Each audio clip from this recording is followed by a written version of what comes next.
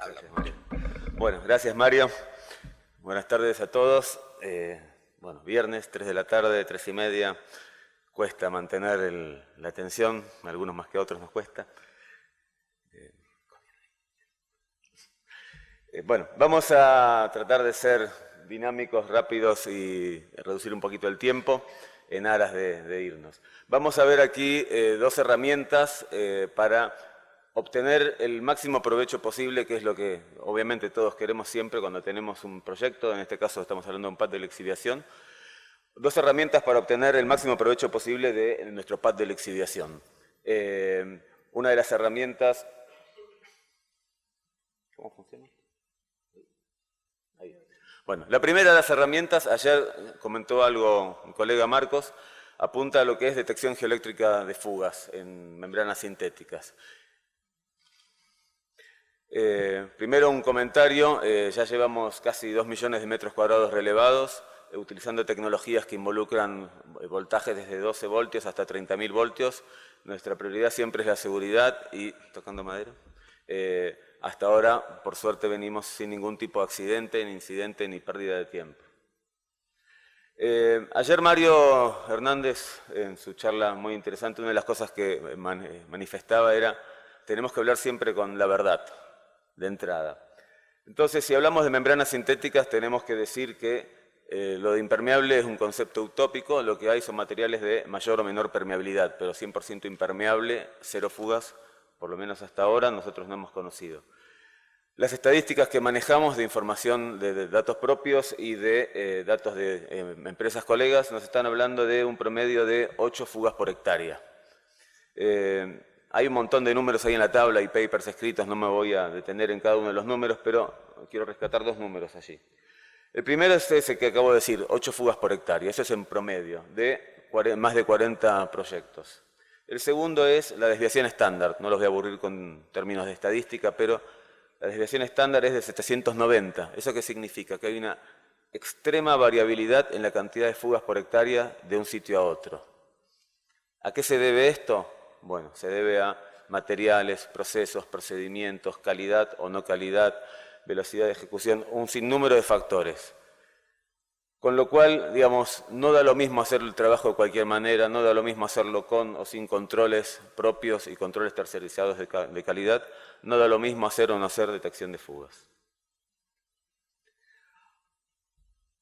Decíamos que nuestro objetivo en un pad de lixiviación es volcar allí nuestro mineral que extraemos con muchísimo trabajo del Tajo o de donde venga y extraerle el máximo posible de oro.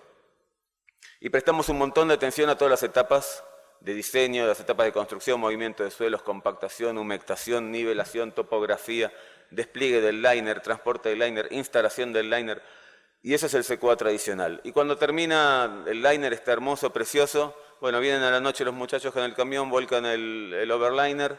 Es de noche, porque conviene hacerlo de noche, porque la membrana está con su mínima, no está dilatada, gracias a la temperatura.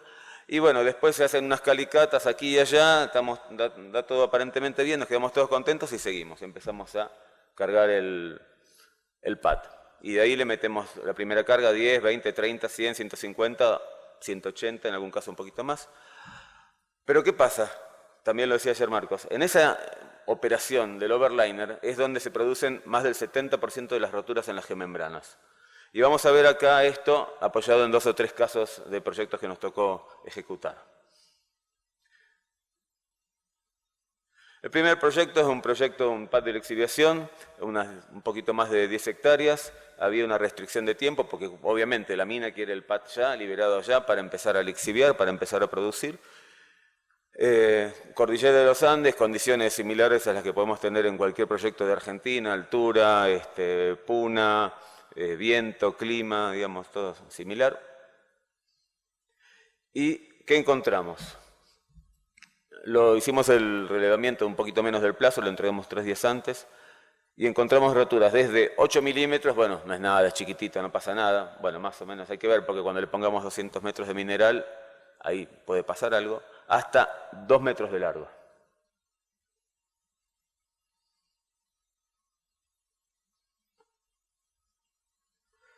Si ven ahí, en la foto de la izquierda, que algo ya se mostró ayer, y las fotos anteriores, son roturas en general por distintos motivos, pero casi siempre es la máquina, que por ahí en un lugar que hay pendiente, en un lugar que justo hubo menos over del necesario, en vez de los 50 o 60 que están especificados por algún motivo hubo 30, ahí viene la máquina con orugas o el tipo de máquina que sea, tracciona y con 20 centímetros de over o 30, bueno, esas son las consecuencias. Eso, la probabilidad de detectar eso con una calicata es 1 en 1.000.000 porque justo tengo que hacer la calicata ahí, si no, no hay forma de detectarlo.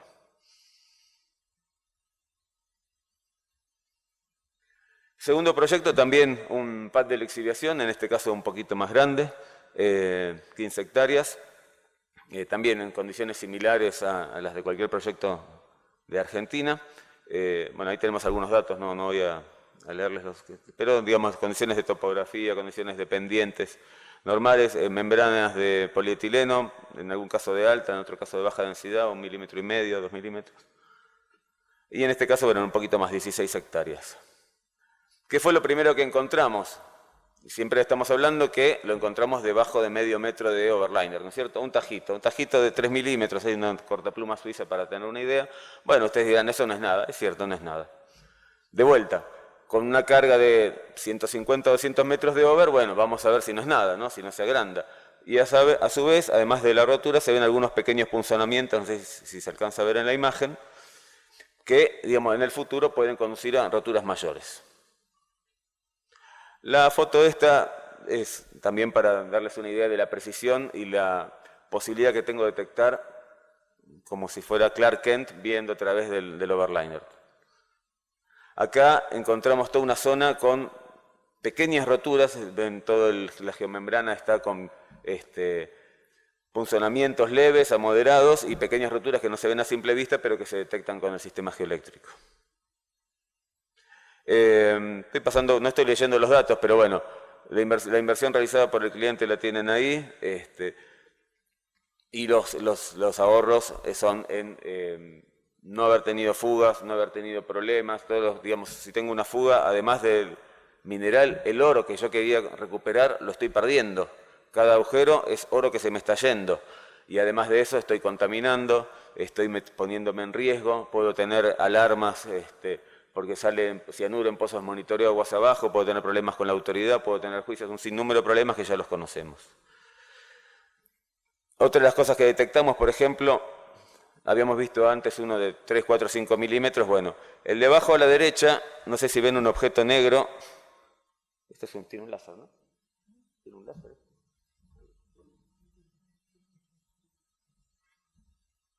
Eso ahí, eso es un handy, para que se den una idea del tamaño de la rotura. Esa tenía unos 2 metros de largo y como ven, cuidadosamente el que había roto había corrido la membrana para el costado, la había tapado de vuelta y se había ido tranquilamente de vuelta. Estas operaciones de over se hacen en general de noche porque operativamente conviene. No sé si se alcanza a ver la cinta métrica, no creo que se pueda leer, pero la cinta métrica lo que está mostrando es que en ese lugar hay 20 o 18 centímetros de overliner, cuando por especificación debería haber 50, 60, depende del diseño. Obviamente eso con el tiempo es una rotura en masa. Bueno, como conclusiones, el CQA tradicional, digamos, hacer lo que estábamos acostumbrados a hacer años atrás, cubrir la geomembrana rápido, poner el over y hacer un par de calicatas, dio bien, me quedo tranquilo, me voy, cargamos el pad, nos puede dar falsos negativos, perdón. Todos esos agujeros que habíamos visto, ninguno había sido detectado por calicatas. Y no hubieran sido detectados nunca, digamos, considerando que la calicata es un 1 por 1, estamos hablando de 16 hectáreas, 10 hectáreas, 20 hectáreas, la probabilidad de encontrarlo es más fácil ganarse la lotería. La precisión es altísima, puedo detectar a partir del tajito de la navaja, hasta 2 metros de largo, o más. Y lo más importante, que este método me da trazabilidad. Mañana, un mes después, un año después, 10 años después me preguntan, ¿usted hizo detección de fuga? Sí, lo hice. ¿Y dónde está la prueba? Ahí está. Digamos, todo eso que ven, no sé si alcanzan a ver un montón de puntitos, Cada punto es un punto de relevamiento, corresponde a un set de 4 lecturas y eso está modelado, por supuesto, ¿no? Son las lecturas geoeléctricas, y cada una de esas lecturas me da como si fuera una curva topográfica, pero de electricidad, que es como funciona el método. Entonces yo puedo demostrar ante la autoridad, ante terceros, ante una auditoría, que hice el relevamiento, en qué puntos lo hice, si me salté algún punto queda en evidencia, y además los resultados, y quedan. No es que vienen, hacen relevamiento y cuando se van no quedó nada más que la palabra o el informe, quedó una evidencia trazable. Bueno, esa fue la primera parte. La segunda parte, construimos bien, operamos al máximo y por algún motivo, como comentaba recién, no estamos obteniendo el rendimiento que esperábamos tener. Pueden ser problemas de procesos, que como la gente de SGS dijo, hay un montón de oportunidades de recuperarlos, o a lo mejor es un problema de litología, un problema de que por algún motivo hay alguna capa con mayor cantidad de finos que quedó entrampada en el medio del pad. La solución no logra llegar a algunas de las capas y entonces en vez de recuperar 85 o 80 estoy con recuperación del 70 o del 60 o del 55. Y el mineral está ahí y estoy cerrando el pad y no me lo puedo llevar y necesito las onzas porque tengo que cumplir la producción, necesito el dinero porque tengo que alimentar el flujo de fondos. Y por más que yo lixivie, tengo esos charcos como veíamos en la presentación de SGS. Bueno, aquí es otra herramienta, digamos, en el otro extremo del ciclo de vida de un pad. En el caso de estos trabajos los hacemos en asociación con la gente de HGI, con Chris Baldiga, quien, bueno, era la persona indicada y calificada para dar esta charla, pero por motivos que él no ha podido venir, la estoy dando yo. Que se llama entonces recuperación secundaria de oro y cobre en pads de lixiviación. ¿Qué es la recuperación secundaria? Bueno, son, así como en petróleo, estamos familiarizados, cuando un yacimiento se agota, le empieza a inyectar agua y empieza a sacar petróleo diluido, etcétera, pero bueno, logro exprimir al máximo el pozo. En el caso de los pads de lixiviación es un concepto análogo. Cuando ya por el método convencional de riego los rendimientos bajan y sé que hay más onzas ahí en el pad, bueno, amerita empezar a evaluar esta opción. ¿Cuáles pueden ser las causas de que no tenga la recuperación? Bueno, algunas de las que están enumeradas allí.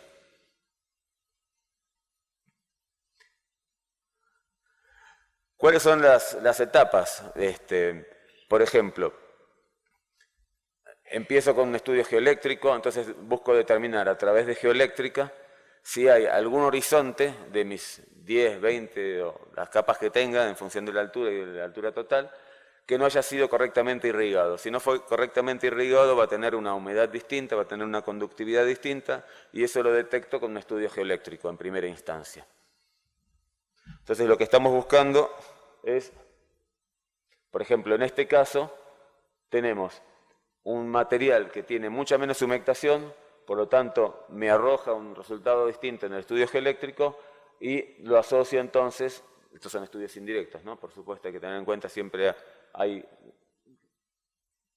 criterios de asociación de valores con granulometrías y con grados de humedad, lo asocio con una zona de baja permeabilidad. Entonces, hecho el estudio geoeléctrico, determino que esta es la zona de interés y a partir de ahí empiezo una aproximación por etapas.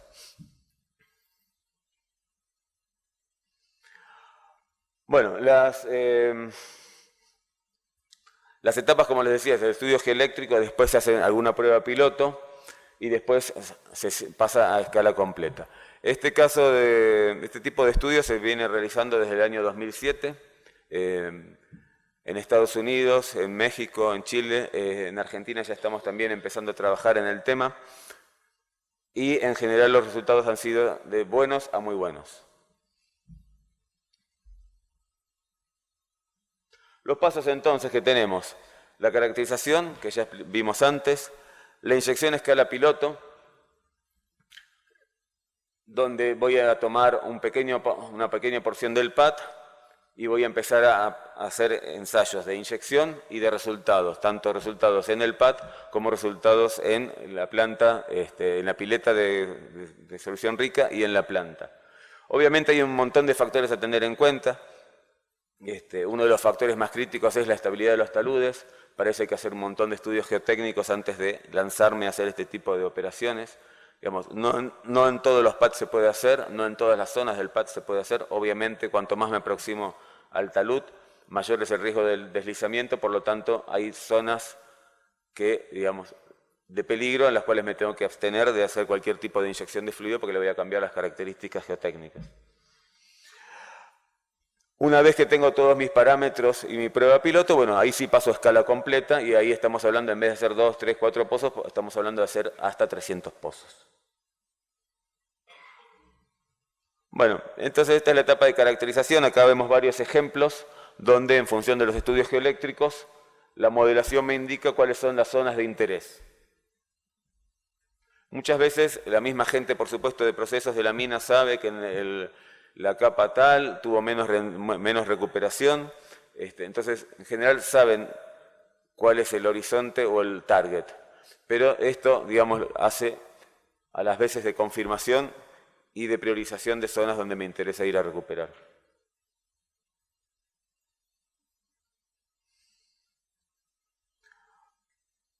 Bueno, como decíamos, la prueba piloto tengo que monitorear cómo va respondiendo el sistema. ¿Qué medimos? Mido inyección, hago distintos pulsos de inyección, distintos caudales de inyección con distintas concentraciones y en función de eso mido la respuesta. Por ejemplo, yo tengo que lograr, hoy está muy de moda hablar del fracking, todo el mundo habla del fracking, esto es una especie de fracking a pequeña escala. Esos horizontes que están compactados, que no me entregan, no me devuelven mi oro, es porque, digamos, no hay canales como si fuera un acuífero que está totalmente cerrado. Entonces, lo que tengo que lograr es la presión adecuada para reabrir canales y que no se me vuelvan a cerrar. Entonces, tengo que hacer un montón de pruebas con distintas presiones, distintos caudales, distintas concentraciones y a distintas alturas.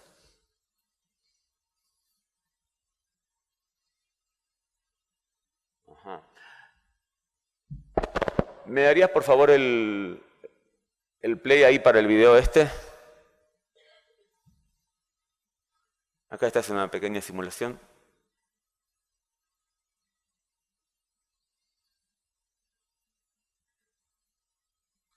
Bueno, eso es una pequeña modelación. Mientras yo hago mis pruebas piloto, bueno, voy midiendo tanto en pozos de monitoreo como con instrumentos geoeléctricos. Aquí un esquema conceptual, una prueba piloto, tenemos una cantidad reducida de pozos de monitoreo y pozos de inyección. Y no sé por qué señalo ahí, ustedes no lo ven. Aquí estos puntitos son los electrodos también de la parte de geofísica. Porque, digamos, yo con eso voy midiendo cómo va cambiando la conductividad eléctrica, que a su vez obedece, por supuesto, a la saturación y la humedad de cada horizonte. Acá tenemos algunas curvas que muestran en escala piloto, en distintos tipos de, ya sea material triturado o chancado o material directo de mina, cuál es el resultado de la recuperación a lo largo del tiempo. Distintos sitios, distintos procesos. Aquí ya vemos a escala completa, escala operativa, el pad de lixiviación, también tenemos un laboratorio en campo, por supuesto, porque hay que ir monitoreando y midiendo parámetros permanentemente. Y vemos ya una central desde donde derivo a cada uno de los pozos de inyección. En vez de regar desde arriba, yo hago pozos como si fueran pozos de monitoreo a la inversa, son pozos de inyección, y yo los ranuro en los horizontes que en las etapas previas de diagnóstico definimos que eran los horizontes que me interesaba atacar para recuperar de esos horizontes el oro. Bueno, aquí obviamente está saturado de puntos porque esto ya es a escala completa, estamos hablando aquí de más de 200 pozos de inyección con sus correspondientes pozos de monitoreo y sus correspondientes puntos de estudios geofísicos. Lo interesante aquí es que, bueno, algunos datos, algunos números que ayudan ahí, por ejemplo, el retorno de la inversión, 10:1, cuánto se puede incrementar la recuperación y además beneficios adicionales porque esos pozos instalados para el propósito de recuperación secundaria me pueden servir más adelante para el cierre en función de cómo quiero hacer yo el cierre del PAT. Como conclusiones, entonces, estamos hablando acá entonces de una herramienta que se utiliza cuando ya el PAT está cercano al fin de su vida útil. Es una herramienta que me permite recuperar esas onzas que me habían quedado allí. Es una herramienta que está aprobada hace más de 10 años, que se utiliza en distintos países de América del Norte y América del Sur. Y es una herramienta que el retorno de la inversión es casi inmediato y tenemos ROI de hasta 10 veces. Bueno, eso es todo en tiempo. Muchas gracias.